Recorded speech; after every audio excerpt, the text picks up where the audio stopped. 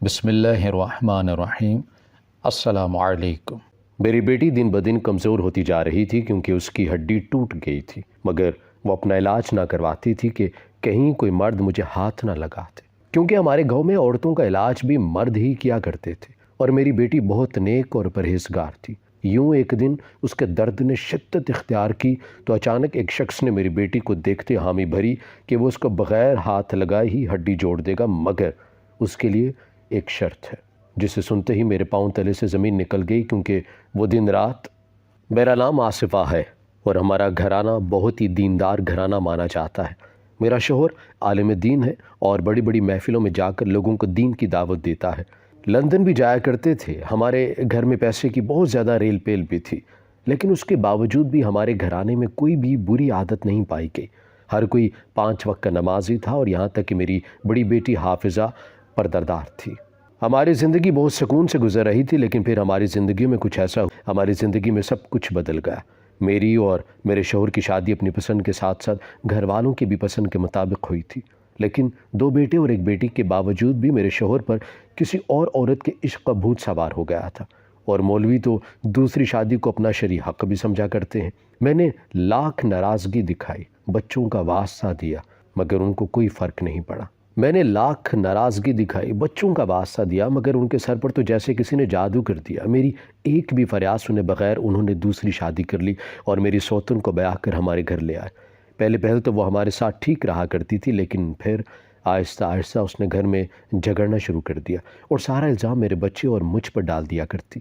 میرا خاوند جو اس کے عشق میں گھٹنے گھٹنے تک ڈوبا ہوا تھا، انہیں مجھ سے جھگڑا کرنا شروع کر دیا، اور 2-3 دن بعد یہ نوبت یہاں تک پہنچ گئی تھی کہ انہوں نے مجھ پر ہاتھ بھی اٹھانا چاہا تھا، لیکن میں صرف اپنے بچوں کی خاطر خاموش رہی۔ اور پھر ایک دن وہ میرے شوہر کو لے کر اور میرا شوہر مجھے اکیلی عورت اور میرے بچوں کو چھوڑ کر اس کے ساتھ نئے گھر میں شفٹ ہو گیا۔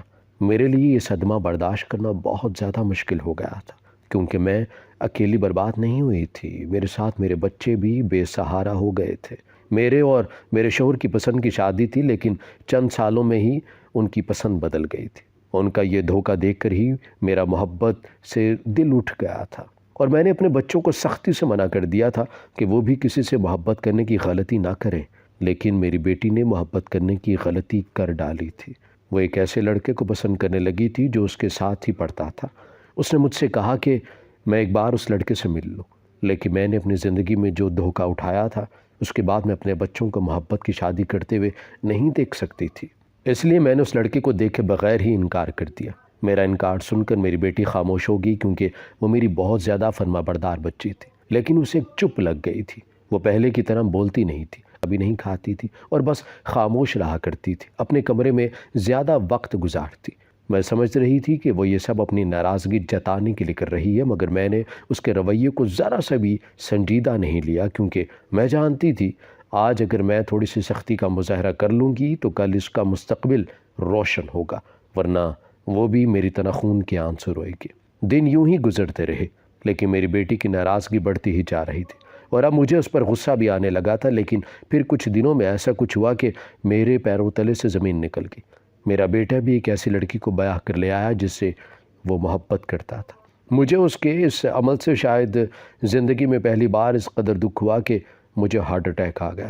میں نے اپنے بیٹے سے پوچھا کہ آخر تم نے یہ عمل کیوں کیا؟ اس نے کہا کہ میں اس لڑکی سے بہت زیادہ محبت کرتا تھا، اور میں اچھی طرح جانتا تھا آپ میری شادی اس سے کبھی نہیں کروائیں گی، اس لیے میں نے اسے خود ہی شادی کر لی، اور میں جانتا ہوں آپ ہماری شادی کو ضرور، لیکن میں نے اسے یہ کہہ کر اس کا ہاتھ جھٹک دیا کہ میں اس کی اس شادی کو کبھی قبول نہیں کروں گی۔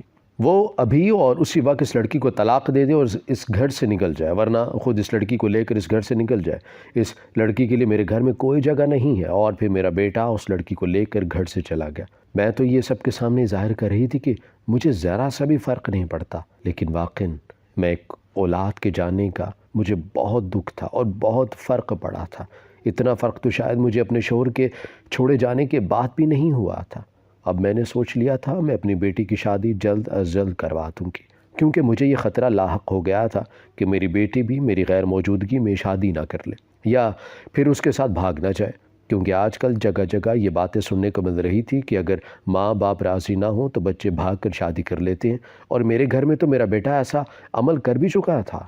اس لیے میں نے اپنی بیٹی کی شادی طے کر دی، لیکن جیسے ہی اس کی شادی کے دن بند گئے مجھے دھمکی آمیز بیٹا ایسا عمل کر بھی چکا تھا۔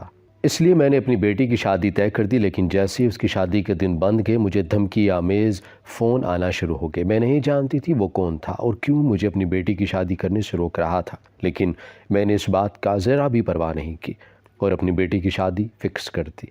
سب کچھ ٹھیک ٹھاک چل رہا تھا، لیکن ایک حادثے نے میری بیٹی کی پوری زندگی ہی بدل دی۔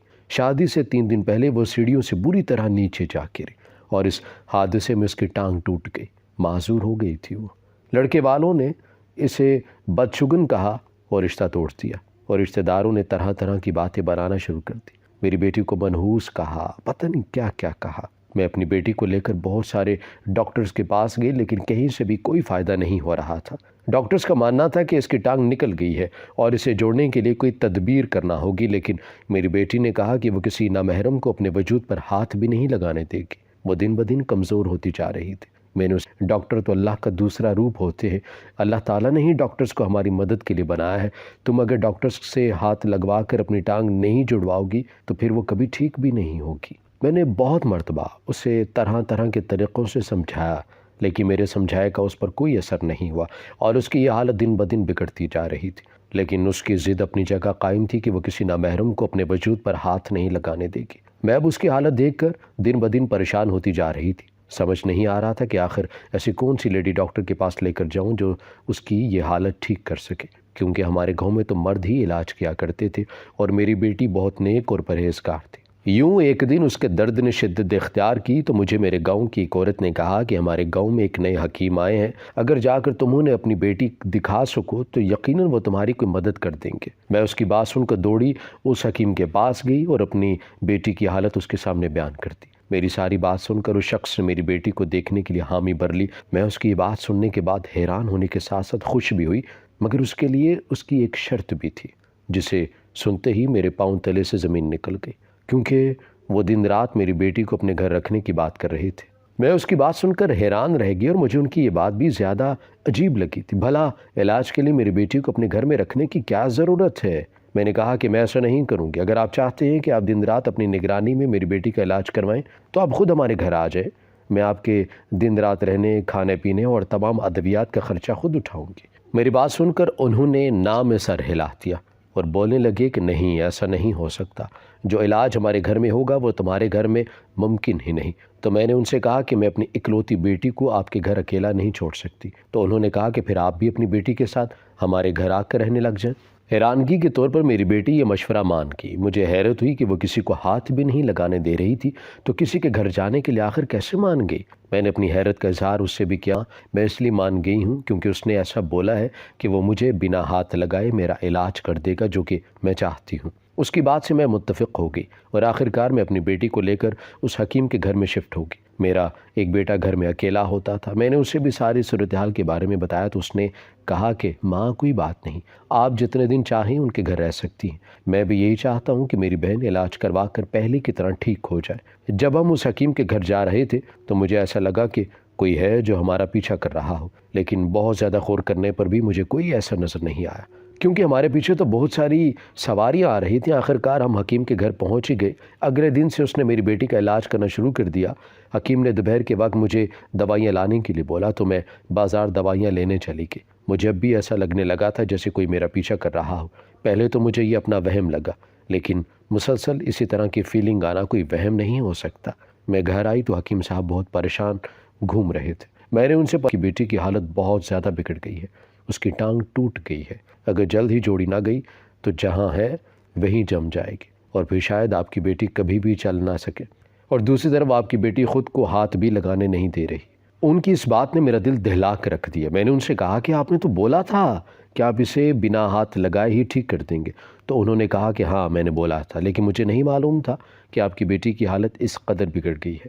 میں گھبرا گئی اور حکیم صاحب کی منتیں کرنے لگی۔ ان سے کہا کہ وہ کسی بھی طرح میری بیٹی کو ٹھیک کر دے، کیونکہ اس وقت صرف وہی میری آخری امید تھی۔ انہوں نے کہا کہ ٹھیک ہے، وہ کچھ سوچتے ہیں۔ تو میرے دل کو کچھ ڈھارس ملی۔ اگلے دن حکیم نے مجھے بلایا اور بولا کہ میں اپنی بیٹی کی شادی کر دوں، شاید تبھی میری بیٹی ٹھیک ہو سکے۔ ان کی بات پر میں پریشان ہو گئی اور بولا کہ ایسی حالت میں میری بیٹی سے کون شادی کرے گا؟ تو انہوں نے بولا کہ ان کے بیٹے سے میں اپنی بیٹی کی شادی کر دوں۔ میرا بیٹا ایک ڈاکٹر ہے اور اگر میری بیٹی اسے شادی کر لیتی ہے تو وہ اس کا محرم بن جائے گا، پھر وہ خود بھی میری بیٹی کی ٹانگ ٹھیک کر سکتا ہے۔ اس حکیم کی بات میرے دل کو لگی، لیکن اس سے پہلے میں اپنے بیٹے سے مشورہ بھی کرنا ضروری سمجھتی تھی۔ میرا دوسرا بیٹا تو نہ جانے اپنی بیوی کو لے کر کہاں چلا گیا تھا، اور ان سب سے بھی پہلے میری بیٹی اس شادی کے لیے تیار ہو گئی یا نہیں۔ میں نے اپنی بیٹی سے بات کی تو وہ خاموشی سے نکاح کے لیے مان گئی۔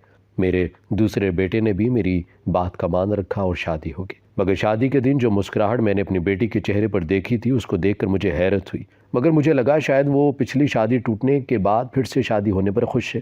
اب یہ قاعدے سے میری بیٹی کا سسرال بن چکا تھا تو مجھے یہاں سے چلے جانا چاہیے تھا، لیکن میں یہاں سے تب تک نہیں جانا چاہتی تھی جب تک میری بیٹی اپنے پاؤں پر چل پھر نہ سکے۔ اگلے دن میں پھر کچھ ضروری سامان خریدنے کی غرض سے بازار گئی تو مجھے دوبارہ ایسا لگنے لگا کہ کوئی میرا پیچھا کر رہا ہے۔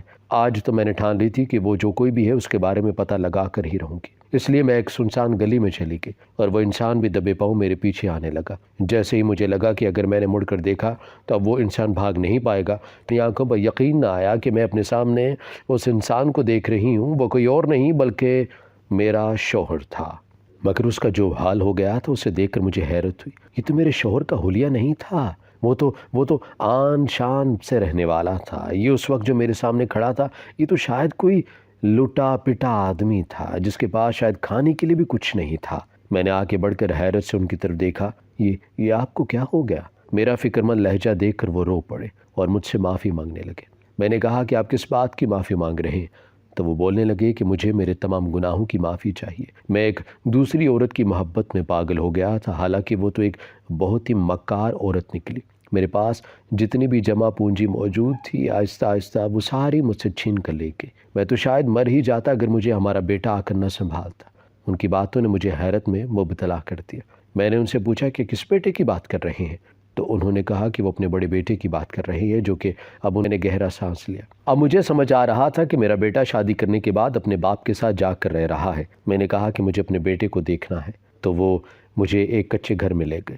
سارے راستے میرے شوہر مجھ سے معافی مانگتے رہے، مگر میں نے اب تک ان کو معاف نہیں کیا تھا، کیونکہ ان کی وجہ سے کئی سال تک میں نے اذیت میں گزارے تھے۔ میرا بیٹا اور بہو اس گھر میں رہ رہے تھے۔ بہو بھاگ کر میرے لیے پانی لے کر آئی اور میرا بیٹا بھی میرے پاس آ گیا۔ اس نے بھی مجھ سے معافی مانگی تو میں نے ان سب کو گھر چلنے کا بولا اور خود حکیم صاحب کے گھر آ گیا۔ میرا شوہر اور بیٹے نے مجھ سے گھر چلنے کا بولا تو میں نے فی الحال گھر نہ آنے کا بول دیا۔ اس بات کو وہ لے کر میری ناراضگی سمجھ رہے تھے۔ میں ان سے ناراض بھی تھی، مگر یہ بھی سچ تھا کہ میں ان کو معاف کر دیا تھا۔ میرے داماد نے میری بیٹی کی ٹانگ صحیح طریقے سے جوڑ دی تھی، جس میں اسے بہت درد بھی ہوا تھا، کیونکہ میری بیٹی کی ضد کے باعث اس کی ٹانگ کو جوڑنے میں پہلے ہی بہت دیر ہو چکی تھی۔ اس کے گھر والوں کے ساتھ ساتھ میں بھی اس کا دھیان رکھا کرتی۔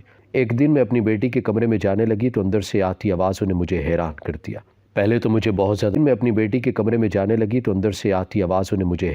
دیا۔